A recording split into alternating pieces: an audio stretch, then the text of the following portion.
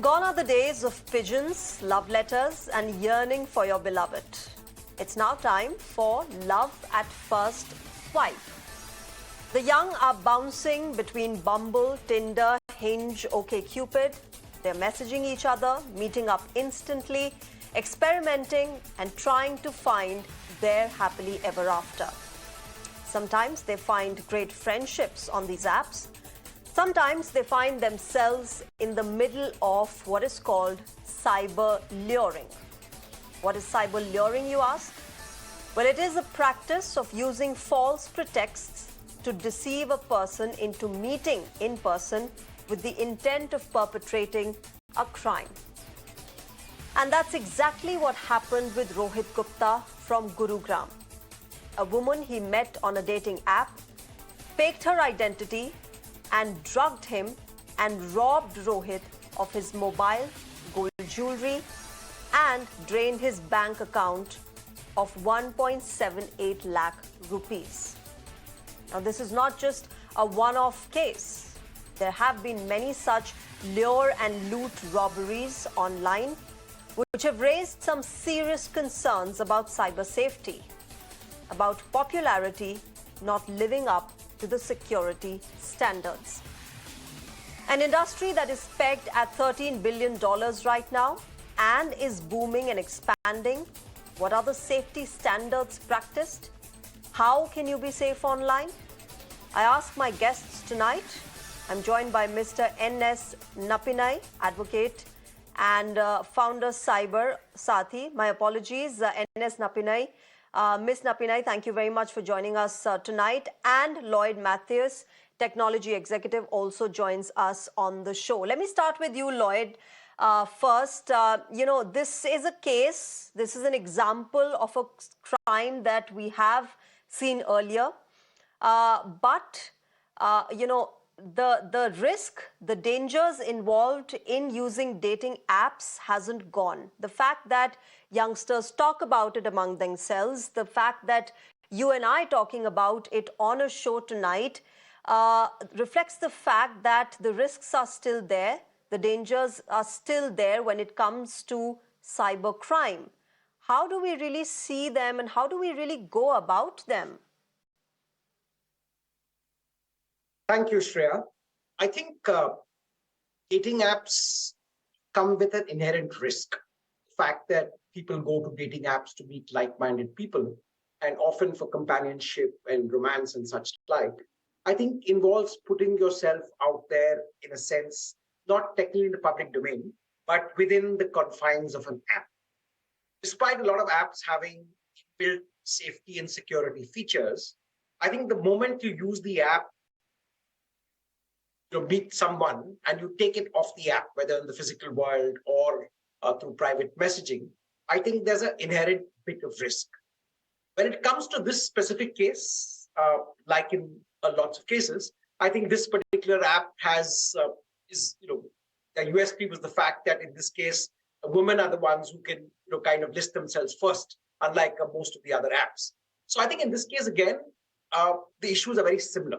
I think what one needs to remember, and I think keeping this to utmost caution, is one is not to put too much of one's information out there. I think it's very tempting, and a lot of apps, ask you to link up your other social media accounts. I think that opens up the whole world of cyber stalking and doxing, which is really someone taking your private information and kind of sharing it in the public domain. The second, I think, for a lot of people is to stay within the dating app. Very often it's very easy to exchange numbers and take it offline through private messaging, WhatsApp and such like. I think that's the other danger. And the third thing that I think a lot of people need to do is really start with either a video call or meeting in a public place. The moment you take it to a private domain, somebody's house, I think then you're opening yourself up to the whole world of risk. And in this case, I think the victim kind of fell short on some of these safeguards. But inherently, I do believe that when you're in an app, in a dating app, where you're putting a lot of yourself online out there, there is an inbuilt element of risk. Yeah, interesting points there, Lloyd. Let me also bring in S Nappinai. In such cases, how much of is the responsibility of the app, because we do know that the app is just a platform that the people are using to meet each other up. But when I talk to youngsters before, getting on with this show, and those who are on dating apps, they showed me, that there is a section on the app which mentions the guidelines in place, the kind of safety precautions that one needs to take. But how many of us actually go on apps, and not just dating apps, even our WhatsApp or other communication apps that we use? We go into those minute details where we're reading all the guidelines. It's just a very automatic setting that happens on our apps, and we just don't know about it. In that case, NS Nappinai, how much of the onus lies with the app? Well, legally, the app is an intermediary. So, to the extent that it only provides a platform for two people or two entities to come together, the legal liability is therefore protected. They have a safe harbor only to the extent that if they have not complied with that which the law lays down. Because, for instance, now you have the intermediary guidelines of 2021, which set out very explicitly what are the do's and don'ts for intermediaries. So if there is a violation in that aspect, then the app becomes liable. But we're not really talking only about legal liability here. There is also a responsibility angle and self-regulatory mechanisms which need to be in place, particularly where you've already identified certain risks and threats.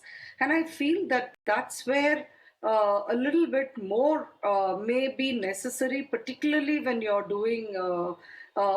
in the business of creating interpersonal relationships.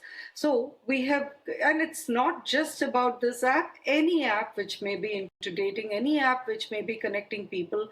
And I would in fact put a word of caution out there that this can happen, that you can be cheated by someone you meet online anywhere. In fact, in my book, I've use the example, that's why, of an online gaming platform where you can use the chat option to connect with people who may be complete strangers, and then you may or may not meet in person. So, in those kind of circumstances also, there are so many instances of fraud and deceit. The saddest trend that has been happening of late is of elderly people who are lonely, who reach out, and even many of those are romance scams, because we shouldn't assume that somebody over 60 or 80 may not reach out for a romantic interlude. So in those instances also, they end up being defrauded.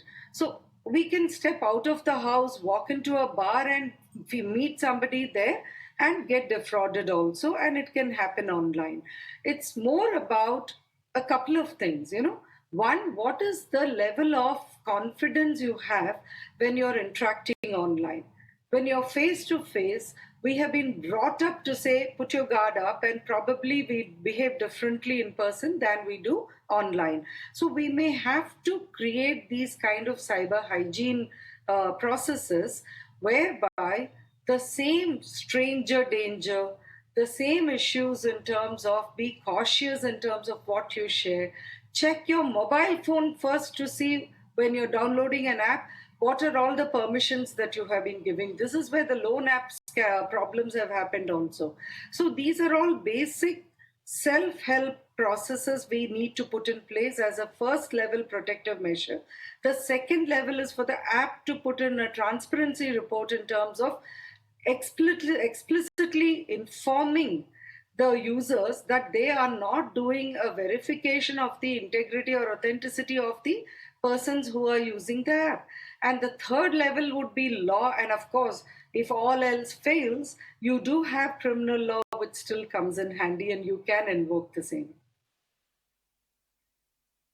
Okay. Lloyd Mathias, the fact that we're talking about dating apps, and in their guidelines, they have provisions like block and report option, which most of not just the dating apps, but the communication apps that we use also have that option. But apart from that, they very clearly mention that there will be no criminal background checks done by us. They also mention that, if you're signing up on this app, you're agreeing to the fact that you will not misrepresent your identity, age, gender, etc., etc. But those are just written norms. The fact that apps are not checking the criminal background of users, the fact that they are not even checking something as basic as fake identity, which is the soul of, when you are going on an app, your identity is right there in front, in public. Then what exactly can apps really do? How much of it is the app's responsibility? You are mentioning it, but then isn't it also the responsibility of the app to go and at least check the basic criminal background of a user? Is that Absolutely, question to me? Shreya. But I think, like my co-panelist, Ms. Nappinai said, I think a lot of it is about people having their guard up to an extent. But talking specifically of the app, and at least two of the most popular dating apps in the market already have a fair degree of inbuilt checks. One, they recheck on your identity. Two, they expect you to upload a video, and they do counter checks with your other social media accounts, which they don't publicly disclose. So I think they do a certain degree of safety checks. But having said that, I think the fact that you are going online in the quest for meeting another person whose background you don't know, I think it really puts the onus on people actually, kind of have a double security guard up, because you are actually out there in the world. It's like the physical world of, going out on a blind date, so to speak. So I think there is a certain degree of tentativeness on which you have to approach it. So I must concede that in the dating app, the fact that you're going out there with romance in mind, I think people tend to naturally lower their guard. I think that's one aspect. I think as far as apps go, I think at least the well-known ones do certain basic degree of screening. I think they really authenticate that you are in fact you by having some form of ID by checking back on your social media accounts. And a lot of the other points that you mentioned are there. But having said that, I think when anybody gets onto the app, besides putting your guard up, I think there are some safety measures you need to put in place. One is not disclosing too much of your information at the first or the second instance. Two is, if you're taking this further, that informing a friend that this is where you're going to, this is the kind of place you're meeting at some level. And third is, I think, besides using a trustworthy site, is to be very, very careful about the kind of language or the kind of information you put up. I know the big sites have deploy AI tools for someone who's, let's say, using improper or obscene language. So I think there are some safeguards built in, but eventually I think it's a mix of your guard, your sense of responsibility, your hygiene, along with ensuring that you work with a trustworthy, a well-known app. And third is not putting out too much information in the public. Lloyd, the flip side to it is that the very AI tools that can be used for cyber hygiene are also used for, crimes to be carried out.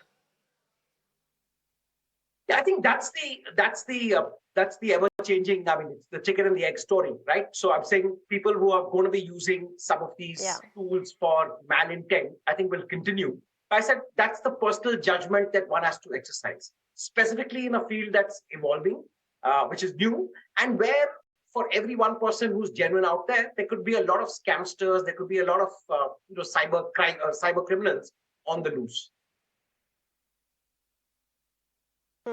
Okay, let me put my last question to Ms. Nappinai. Ms. Nappinai, in terms of the laws that we look at when it comes to cybersecurity, the IT law is there, but there is no specific law that deals with dating apps and the crimes that are committed through them. Of course, we have the Section 66 of the IT rule, which basically, talks about impersonation and online frauds. But do you think we need a larger, more specific, more cohesive law that covers this vast grey area of the online world? See, criminals will find their way as and when we evolve, and laws are glacial. It doesn't change every day, and it is not supposed to change every day. So the way I would put it is, you're going to have crimes which are going to evolve in newer ways. We just have to create and make part of our DNA a newer form of safety measure also. The kind of antennae that would go up in the physical world, which would tell us what is the right thing to do and what is not, predominantly keeps us safe. Similarly, now we need new antennae for the digital domain also. But having said that, when you talk about laws for dating apps, for instance, or for any specific vertical in the digital domain, the way I look at it is, merely increasing the number of laws is not going to keep you safe.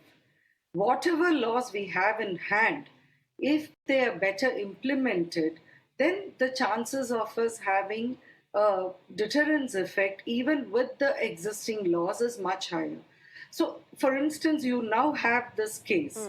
If they are able to trace the culprit and if they are able to prosecute her and punish her, that would send the message out to the world saying that you can be tracked irrespective of whatever false credentials you may have submitted, and you can be prosecuted and punished. So I would still say, let's first well apply existing laws in a better manner and ensure that even the existing laws act as a better deterrent than what it is today. Okay. Let me just conclude this discussion up by saying that perhaps it's now time to swipe right when it comes to cyber safety, when it comes to holding ourselves accountable and ourselves responsible when we are engaging with the world virtually. Thank you very much, Lloyd Mathias and S Nappinai, for joining us tonight and helping us understand the online world a bit more better. Thank you.